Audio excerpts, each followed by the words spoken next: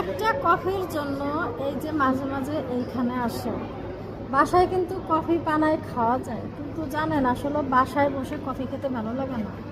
আর বাসায় সব সময় একাকিত্ব লাগে, কারণ প্রবাসীদের জীবন কেমন হয় এটা তো আপনারা জানেন না। যারা বাংলাদেশে থাকেন, বাংলাদেশিরা বুঝবে না প্রবাসীরা কতটা মানে কীরকম তাদের স্যাড মাইন্ড থাকে। এটা যারা না জানে তারা বুঝতে পারে না। এই যে যে একাকিত্ব থাকা আর এই যে ফ্যামিলি ছাড়া থাকা একটা প্রবাসী জানে।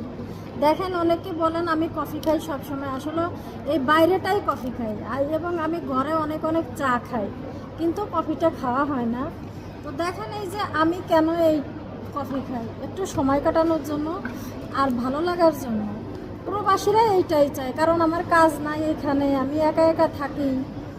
আমার মেয়ে আছে, আমার হাজব্যান্ড আছে, কিন্তু আমার হাজব্যান্ড সবসময় কাজে থাকে, আর জয়নব থাকে আমার সাথে, আমার মেয়ে আর আমি। এই যে একা একা জীবনটা কাটে বলেই এই কফি খাওয়া, একটু ঘুরে বেড়ানো, এই টুকটাক কেনাকাটা। ভাই ইনকাম নাই, তার জন্য আবার নিজের মন মতো ইচ্ছা করলেও মনে করো কিনতে পারি না। তো যখন ইনকাম হবে ইনশাল্লাহ তখন কিনবো। আর জামার টাকা কত খরচ করা যায়, তারও তো একটা নিজস্ব ফ্যামিলি আছে বাড়িতে। তো আমার হাজব্যান্ড আবার একটু নিজের ফ্যামিলি পাগল। তো যাই হোক, সবাই যে যার জায়গা থেকে ভালো থাকুক এটাই দোয়া করি, আমার হাজব্যান্ড কিংবা অন্য মানুষ। এটাই, কারণ আমাদের জীবনটাই এমন, আমাদের মেনে নিতে হয়, বিশেষ করে মেয়েদের। এই যে ফ্যামিলি ছাড়া থাকি, দেখেন মাঝে মাঝে কান্নাও করি। আমার ফ্যামিলি সব সময় কথা বলে আমার সাথে, মানে তারা সব সময় আমাকে সাপোর্ট করে।